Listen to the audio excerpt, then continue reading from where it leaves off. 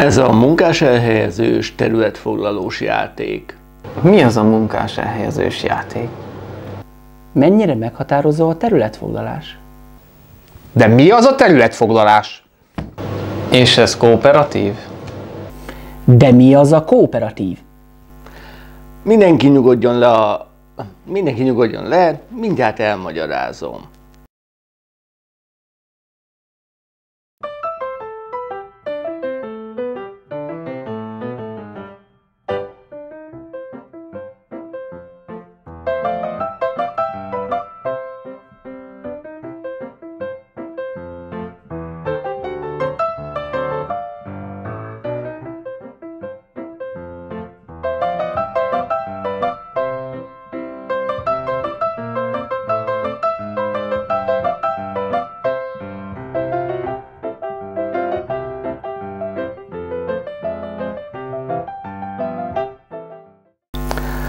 Üdvözlöm a kedves nézőket, Dudás Lajos vagyok, és ez a Kocka el van vetve május 1-i epizódja, és a munka ünnepének kapcsán a mai epizód témája a munkás elhelyezős társasjáték mechanizmus bemutatása lesz.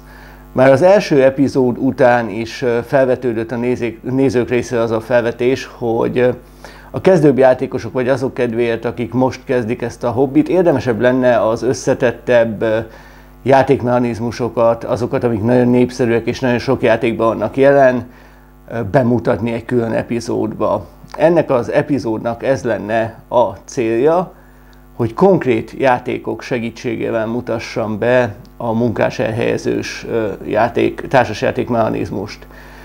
Ez egy sorozatnak az első része lenne. Ebben a sorozatban a legnépszerűbb, leggyakrabban előforduló játékmechanizmusokat fogom bemutatni, kivéve azokat, amiket olyan egyszerű és gyors elmagyarázni, hogy akár egy hozzászólásban is el lehet magyarázni.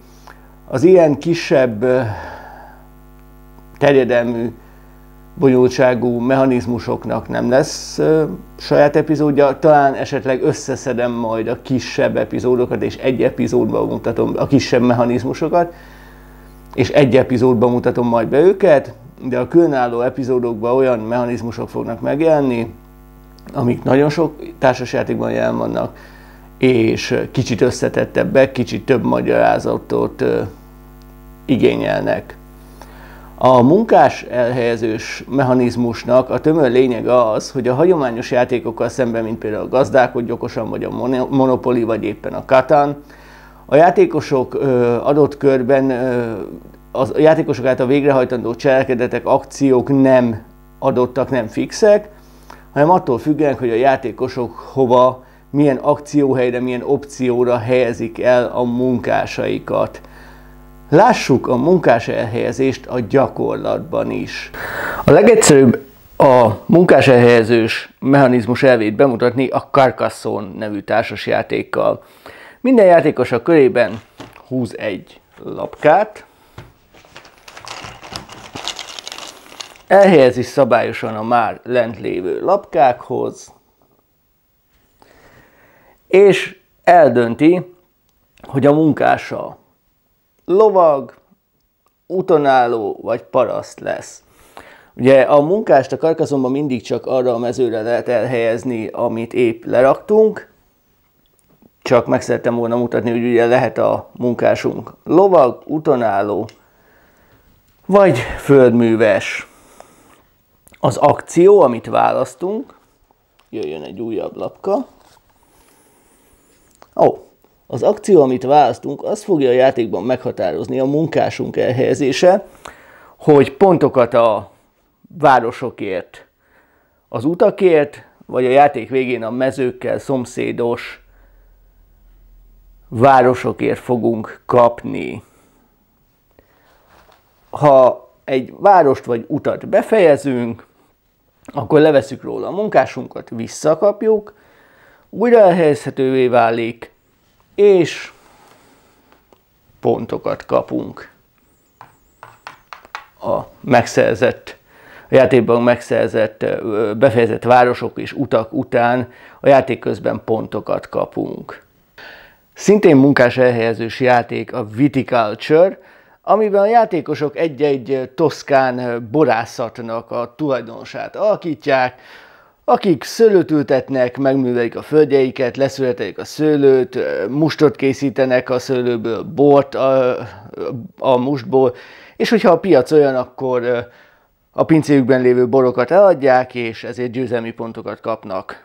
Már a kör elhelyezi, a körsorrend, tehát a játékosok egymás utáni sorrendjét is munkás elhelyezéssel döntjük el a Viticulture-ben. 4 fázisra van osztva a játék, van tavaszi, nyári, őszi, téli fázis. A tavaszi fázis semmi másról nem szól, mint hogy kiválasztják a játékosok, hogy mikor akarnak cselekedni a körben. Elsőként, másodikként, harmadik, negyedik, ötödik, hatodik, hetedik. Aki azt választja, hogy mindenképp először akar cselekedni, az semmiféle bónusz nem fog kapni, és ahogy a játékosok feláldozzák a lehetőséget, hogy először cselekedjenek, minél több más játékost engednek maguk elé, annál nagyobb bónuszt kapnak a körben.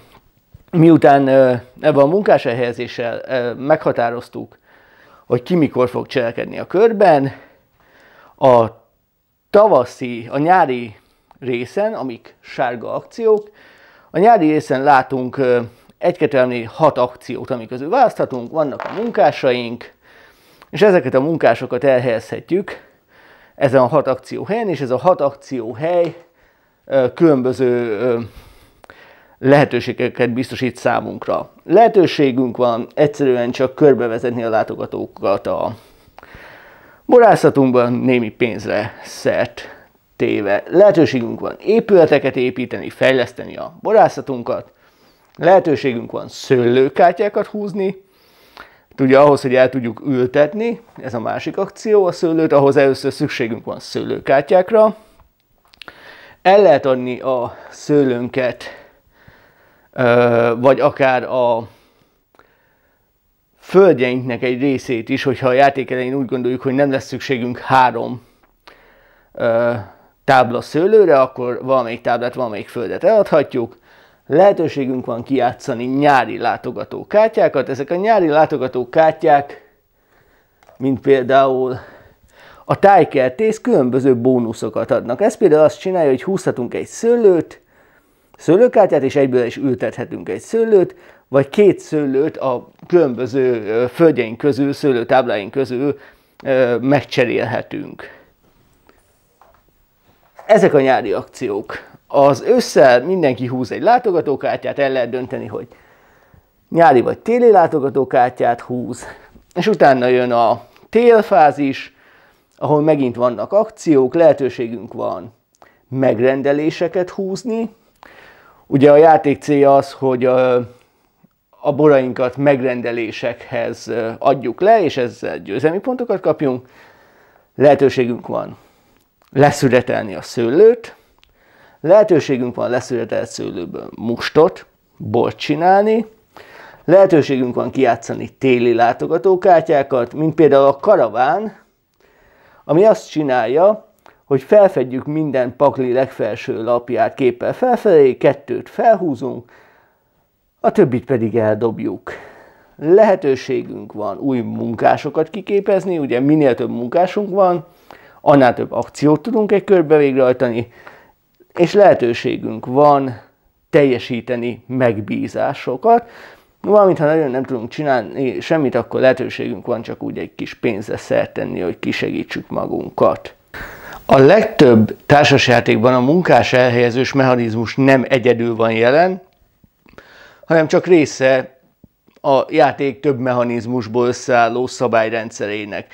Ilyen például a Robinson Crusoe Adventures on the Cursed Island című játék, ahol a munkás elhelyezés mellett van kockadobás, mozgásprogramozás, véletlenszerű események, és ezekből a különböző mechanizmusokból áll össze a játék szabálya. A Robinson Crusoe-ban minden kör úgy kezdődik, hogy felfedünk egy eseménykártyát, ez elmondja nekünk, hogy mi történik, hogyha van másodlagos, és a legtöbb kártyának van másodlagos hatása, akkor elhelyezzük, a morálfázisban módosítjuk, hogyha szükséges a csapatnak a morálját, ugyanis ez egy kooperatív játék, ami arról szól, hogy egy vitorláshajó legénysége hajótörés szenved egy lakatlan szigeten, és megpróbálnak túlélni. A morálfázis után jön a termelési fázis, amiben az olyan mezőkért, amin tábor van, különböző forrásokat, élelmet, fát, egyebeket kaphatunk. Ezután jön az akciófázis, minden játékosnak van 2 darab. Itt nem munkása, mert ugye karakterek vannak, 2 akciója egy körben, tehát 2 dolgot tud cselekedni, és itt választhatunk a különböző akciókból. Elmehetünk vadászni, amihez érdemes először fegyvereket készíteni, mert a vadászat nagyon veszélyes lehet, de sok dolgot lehet vele szerezni, élelmet, bőrt, vagy azt mondhatjuk, hogy építkezni szeretnénk, és akkor tudjuk fejleszteni a táborunkat, vagy elmehetünk gyűjtögetni, és akkor a termelési fázisban kapott javakon kívül is szerezhetünk még a térképről különböző erőforrásokat, vagy elindulhatunk felfedezni, és akkor felfedhetjük a még ismeretlen lapkákat, mert lapka elhelyezés, ugyanúgy, mint a Carcassonne egy lapka elhelyezős játék, a Robinsonban is jelen van a lapka elhelyezés, ugyanis nincs 2 játék, amikor a sziget egyforma lenne, mert ezeket a lapkákat véletlenszerűen kell elhelyezni.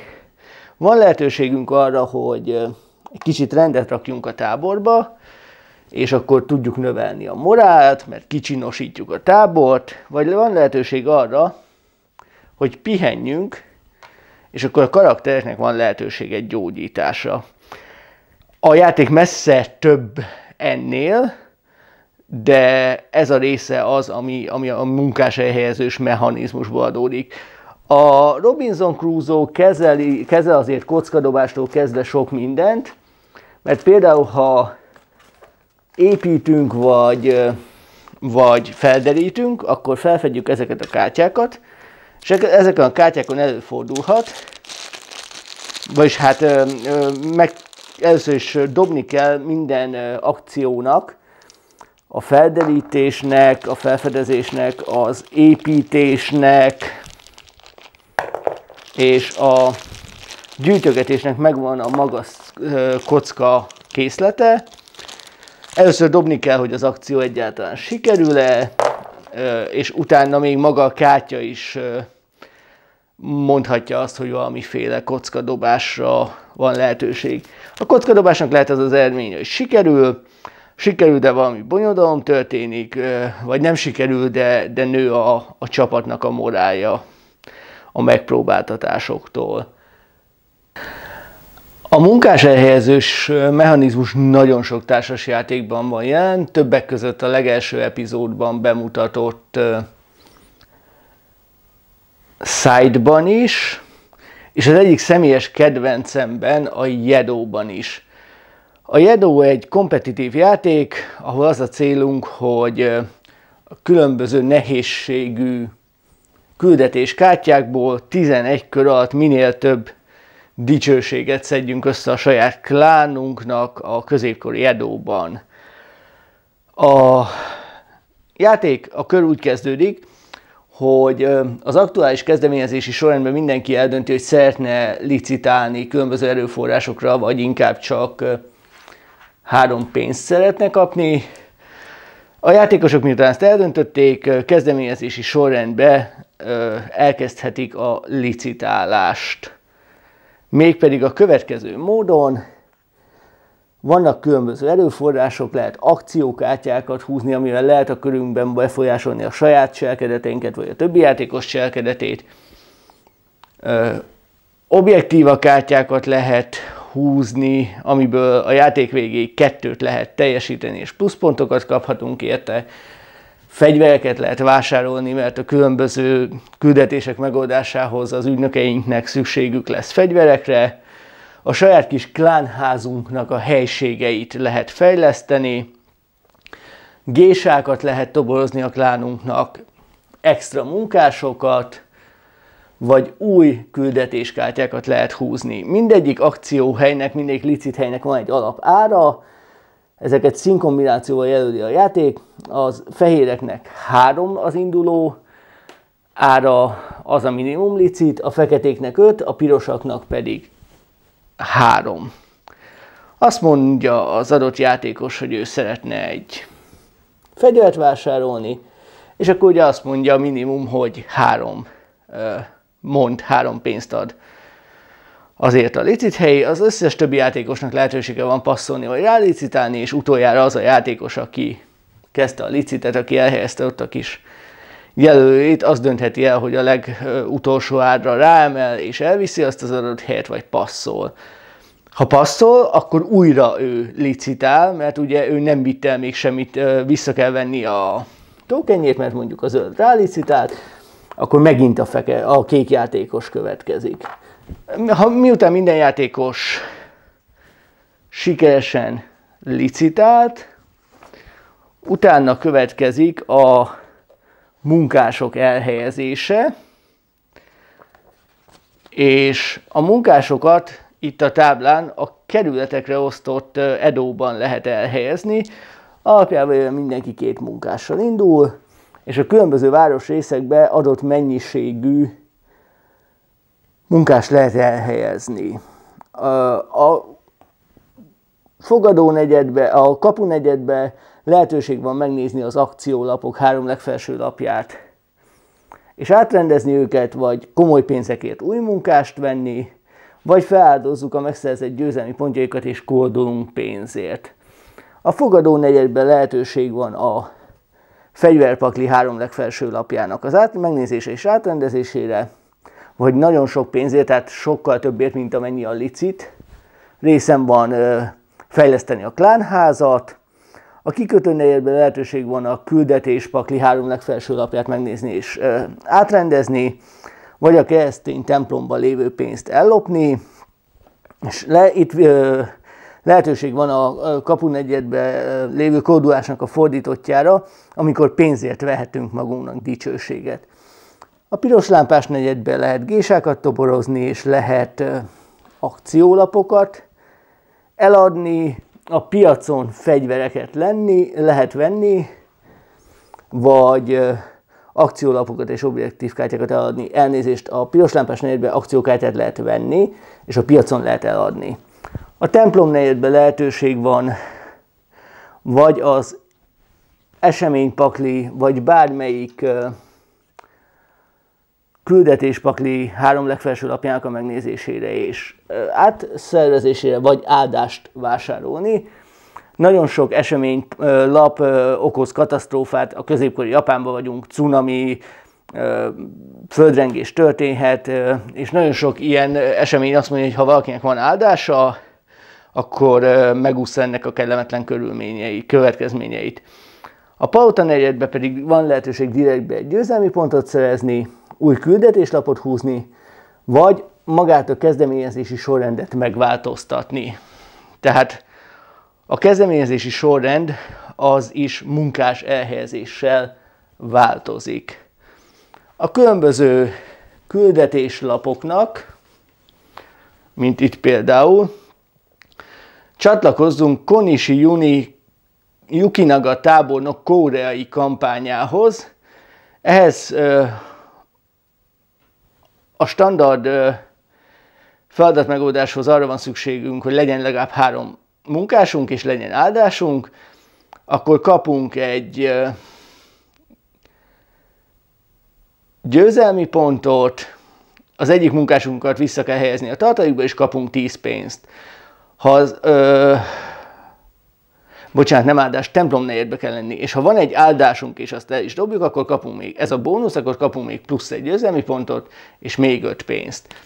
Ezeket a győzelmi pontokat kell 11 körön át gyűjtögetni, és aki a 15. kör végén a legtöbb pontot szerezte, az nyer, kivéve, hogyha valaki a legnehezebb fokozatú fekete küldetések közül a játék közben kihúzza azt, amin azt szerepel, hogy öld meg a sógunt, és aki ezt megteszi, az nagyon-nagyon sok győzelmi pontot kap, és egyből véget ér a játék. Tehát ha ez a küldetés megoldódik, nem számít, hogy még nem telt le a 11 kör, véget ér a játék. Remélem, hogy az előbbi játékok konkrét bemutatásával sikerült azokkal a nézőkkel, akik még újak a társasjátékos hobbiban, egy kicsit jobban megkedveltetni, megértetni a munkás elhelyezős mechanizmust, hogyan is működik ez a mechanizmus a társasjátékokban. Ez a mechanizmus azért lett az első epizód témája, és azért nagyon gyakori, mert hatalmas nagy előnye van, mégpedig az, hogy nagyon változatossá teszi a játékot. Nemhogy két játék, de a játékosnak két egyforma köre sincs, ugyanis megvan az a szabadsága, hogy a játékszabályokban megfogalmazott cél elérése érdekében úgy alakítsa ki egy-egy adott körét, ami szerinte a rövid vagy hosszú távú stratégiáinak megfelel. Épp ezért nagyon élvezetessé teszi azokat a játékokat a munkás elhelyezős mechanizmus, amikben jelen van, és nagyon nagy újrajátszhatósági faktort biztosít nekik, hisz ugye ismétlem magam, nem csak játékról játékra teszi változatossá a játékélményt, hanem körről körre másképp tudja a játékos megtervezni a körét, és ezáltal hatalmas nagy variációs lehetőséget biztosít ez a mechanizmus a játékosok számára. Itt szeretnék megragadni az alkalmat, hogy köszönetet mondjak a West Endben lévő MediaMarkt munkatársainak abban, hogy segítettek nekem összeállítani az új felszerelést, a fotóvideó osztály munkatársainak, a Sony promóterének, a pénztárosoknak, az ügyfélszolgálatnak és a biztonsági szolgálat tagjainak, akik segítettek kicsomagolni a hatalmas nagy dobozokból a kamerát, az állványokat, a lámpákat, a mikrofonokat, a kábeleket és az egyéb alkatrészeket, és segítettek nekem bepakolni egy darab gurulós bőröntbe az egészet, hogy Budapestről vonattal haza tudjam püspökladányba hozni, és sokkal jobb minőségű felvételeket tudja készíteni, az epizódok jobb minőségben készülhessenek el, úgyhogy innen is köszönöm a West Endben található MediaMarkt alkalmazottainak a segítséget. Nagyon szépen köszönöm a nézőknek a mai figyelmet. Ez volt az első epizódja annak a sorozatnak, amiben a legnépszerűbb, leggyakoribb társasjátékmechanizmusokat fogom bemutatni. Kellemes május 1-ét, jó kikapcsolódást, strandolás, főzés, bulizást, kirándulást kívánok mindenkinek, és YouTube nézést. Dudás Lajos voltam, ez a kocka el van vetve. Üdvözlöm a kedves nézőket, viszontlátásra, sziasztok!